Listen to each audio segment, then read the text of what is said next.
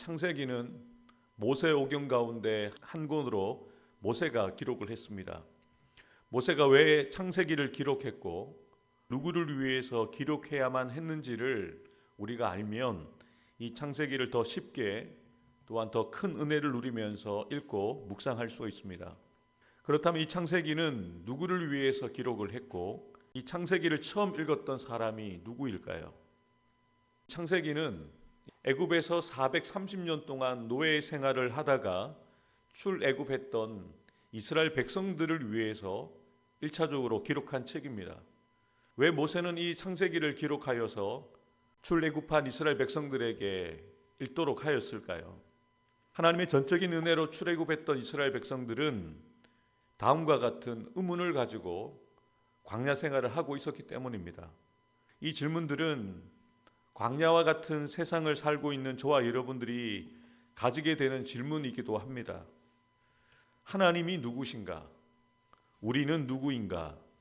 우리 조상들은 왜 애굽으로 내려왔는가? 우리는 왜 애굽에서 430년 동안 종살이를 했는가? 하나님께서 우리 조상들에게 하신 약속은 무엇인가? 또 우리는 왜 가나안으로 가야 하는가? 가나안에는 우리보다 강한 사람들이 있는데 우리가 그 가나안 땅을 얻을 수 있는가? 여호와 하나님은 애굽의 신들보다 강하고 크신가? 이런 의문을, 이런 질문들을 가지고 출애굽한 이스라엘 백성들이 광야 생활을 하고 있었던 거죠. 창세기는 출애굽한 이스라엘 백성들의 이러한 질문들에 아주 분명하게 해답을 주고 있는 내용들입니다. 창세기는 그저 창조에 대한 이야기가 아닙니다. 창조의 이야기는 단지 2장에 불과하죠. 나머지는 하나님이 부르신 사람들의 이야기입니다. 오늘 본문에도 하나님 앞에 서 있는 믿음의 조상 아브라함의 모습을 소개를 하고 있습니다. 이후에 여호와의 말씀이 환상 중에 아브라함에게 임하여 이르시되 아브라함아 두려워하지 말라 나는 내 방패요 너의 지극히 큰 상급이니라. 왜 여호와의 말씀이 환상 중에 아브라함에게 두려워하지 말라는 말씀으로 시작을 하셨을까요? 지금 아브라함의 심리 상태가 두려움 가운데 있다는 겁니다. 그렇다면 하나님의 은혜로 부르심을 받고 10년이라는 긴 세월 동안 하나님의 인도하심과 보호하심을 경험했던 아브라함이 왜 두려워하고 있는 것일까요? 학자들은 아브라함이 처한 상황들을 고려해 볼 때 그가 두려워했던 이유를 2가지로 정리를 합니다. 먼저는 아브라함이 조카 롯을 구출하기 위해서 참전했던 가나안 전쟁에서 승리한 이후에 정신적으로 낙심 상태에 있었고 영적으로 매우 침체되어 있었다라고 봅니다. 단기전에서는 게릴라 작전을 펴서 한 번은 크게 이겼지만 이미 자신보다 더 강력한 군사력을 가지고 있었던 북방 연합군들이 복수하기 위해서 다시 공격해 들어오면 이길 수 있는 승산이 없었기 때문입니다. 또 아브라함이 두려움을 가졌던 2번째 이유는 하나님께서 자신에게 가나안 땅과 후손에 대한 약속을 주셨지만 지금까지 하나님께서 침묵하고 계시고 또 자신의 눈에 확연하게 보이는 결과가 나타나지 않았기 때문에 두렵고 불안했던 것이죠.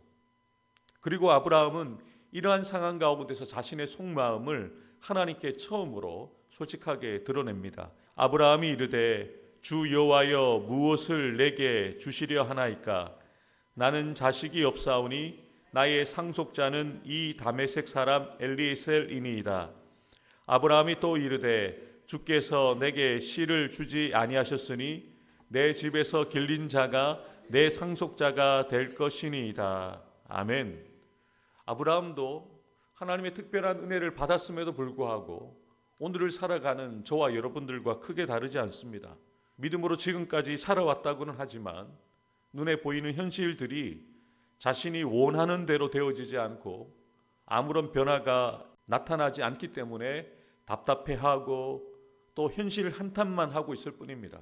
더 안타까운 것은 이러한 자신의 문제에 대한 책임을 하나님께 전가하고 있습니다. 하나님께서 나에게 자식을 주시지 않았기 때문에, 하나님께서 아직 약속을 이루어 주시지 않았기 때문에 오늘과 같은 상황에 있습니다라고 토로하고 있는 것이죠. 하나님께서는 자신에게 책임을 전가하고 현실을 한탄만 하고 있는 아브라함에게 다시 한번 분명하게 말씀하십니다. 그 사람이 내 상속자가 아니라 내 몸에서 날 자가 내 상속자가 되리라 하시고, 5절 말씀 함께 읽겠습니다. 그를 이끌고 밖으로 나가 이르시되 하늘을 우러러 무뼈를 셀 수 있나 보라. 또 그에게 이르시되 내 자손이 이와 같으리라. 아멘. 하나님은 자신에게 책임을 전가하고 현실을 한탄하고 있는 아브라함의 그런 모습을 책망하시지 않고 그 아브라함의 불안한 마음과 두려운 마음을 깨트려 주시기 위해서 친히 말씀으로 상속자를 약속하고 계시는 것이죠. 흔들리고 있는 아브라함을 안심시켜 주시고, 또 육신적으로는 늙어서 불가능한 일 같지만 반드시 너의 몸을 통해서 아들을 갖게 될 것이고 수많은 자손을 얻게 될 것을 분명하게 알려주고 계십니다. 두려움 가운데 있었던 아브라함, 하나님의 말씀을 듣고서 어떻게 반응하였을까요? 아브라함이 여호와를 믿으니 여호와께서 이를 그의 의로 여기시고, 아멘. 아브라함은 하나님께서 그에게 주신 말씀을 믿었습니다. 그리고 그 말씀을 주신 하나님을 믿었습니다. 아브라함은 이미 늙은 자신과 아내의 육체의 한계를 생각하지 않습니다.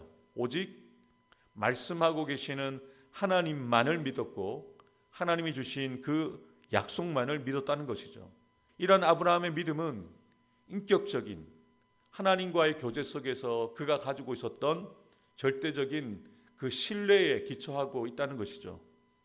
한 번 말씀을 들었다고 믿음이 생기는 것이 아닙니다. 한 번 만났다라고 해서 사람에 대해서도 믿음이 생기는 것이 아닙니다. 지속적으로 함께하고 지속적으로 동행하고 상대방이 신뢰를 주었을 때 그 신뢰를 갖게 되는 것처럼 하나님께 부르심을 받고 지금까지 여기까지 오기까지 아브라함은 하나님과 함께하면서 인격적인 신뢰를 갖고 있었거든요. 하나님은 믿을 만한 분이다. 하나님은 신실하신 하나님이라는 것을 그가 믿었기 때문에 주신 말씀을 믿음으로 반응하였고, 또 하나님은 그의 믿음을 의로 인정해 주시고 아브라함을 의인으로 인정해 주신 것이죠. 이처럼 인간이 의롭게 되는 것은 자신의 행위와 인품이 완전해서가 아닙니다. 오직 하나님을 신뢰하는 믿음 때문이라는 것이죠. 우리가 구원받는 것은 많은 성경 지식을 가지고 있고 또 교회에 열심히 나오기 때문에 구원받는 것이 아닙니다.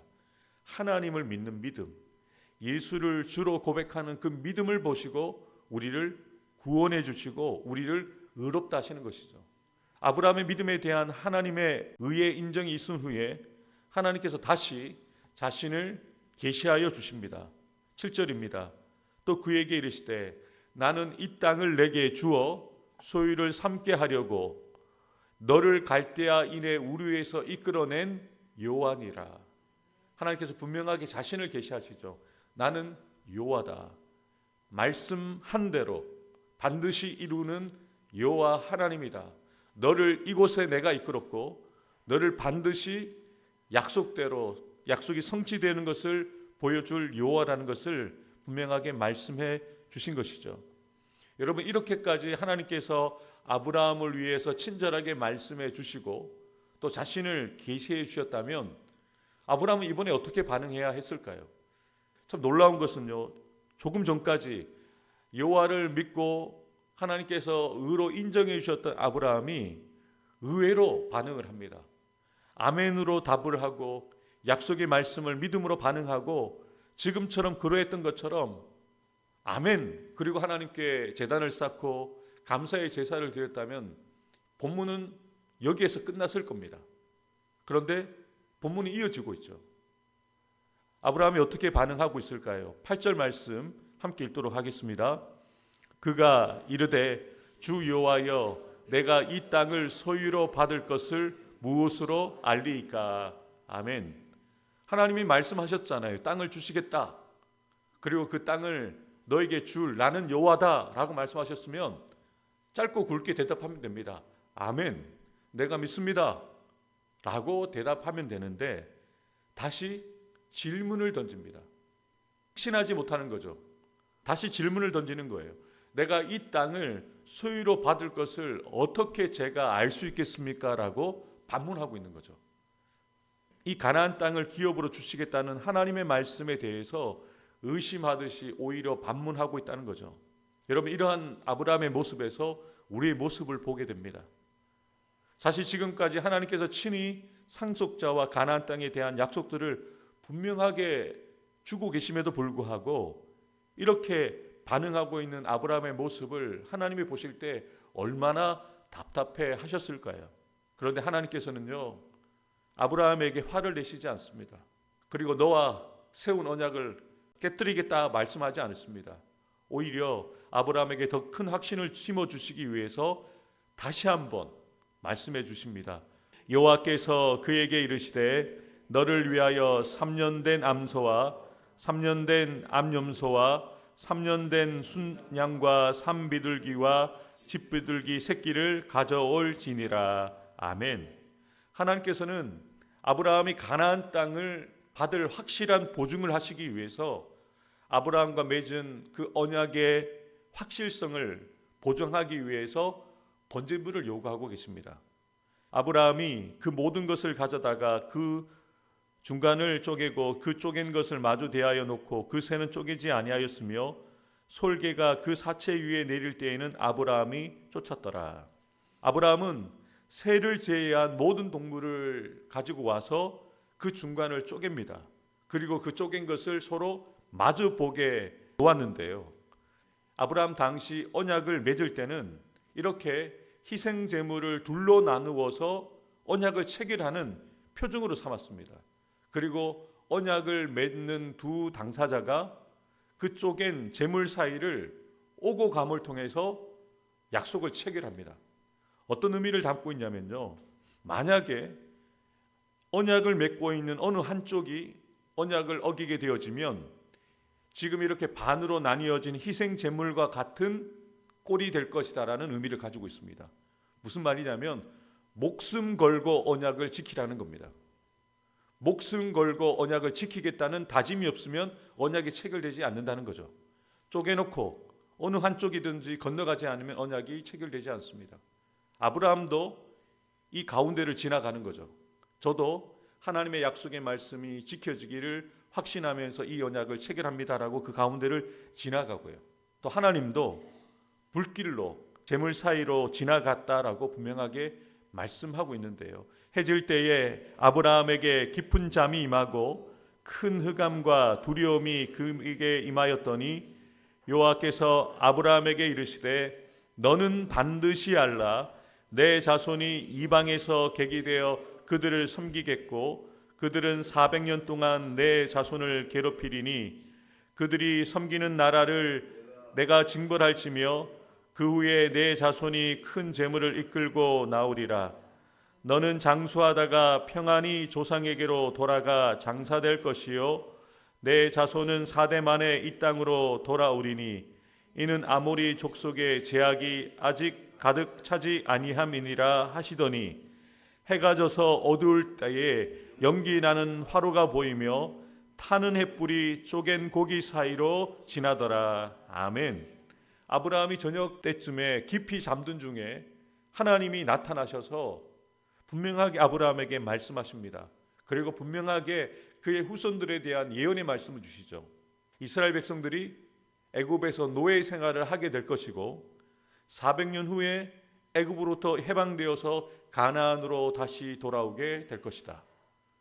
그런데 이 모든 되어진 일들이 아브라함 때에 이미 하나님이 예언하신 대로 되어졌다는 것을 출애굽한 이스라엘 백성들이 이 말씀을 통해서 확신을 갖게 되는 것이죠.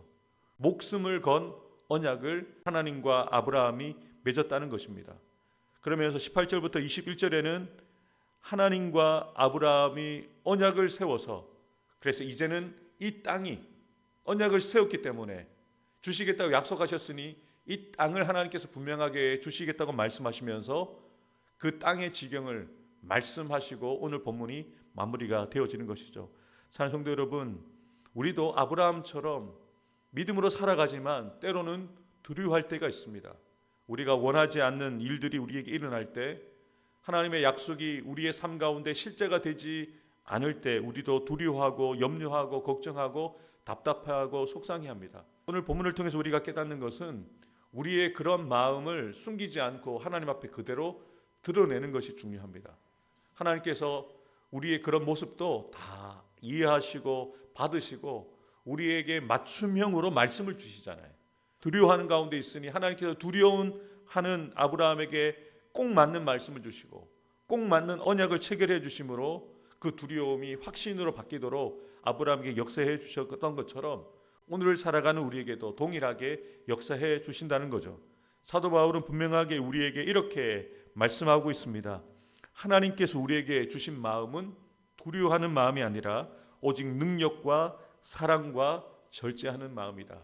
두려운 마음은 하나님이 우리에게 주신 마음이 아닙니다.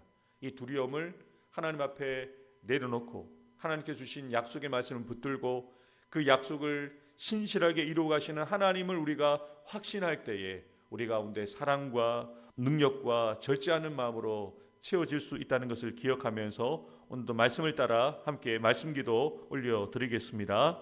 눈에 보이는 현실과 문제보다 신실하신 하나님의 말씀을 더 신뢰함으로 두려워하지 않고 하나님의 인도하심과 보호하심을 확신하며 살아가게 하옵소서. 더디게 이루어지는 것 같고 불가능해 보인다 할지라도 하나님의 때와 방법을 기대하고 소망하며 주님께서 주시는 평안함을 누리며 내게 주신 말씀에 순종하기 원합니다. 하나님께서 나의 사랑하는 부산로 교회와 나의 사랑하는 성도들의 가정과 자녀들 일터 위에 복에 복을 주시고 지켜주시며 더 큰 은혜와 능력을 더하여 주셔서 늘 평안하고 편안하게 하옵소서. 아멘.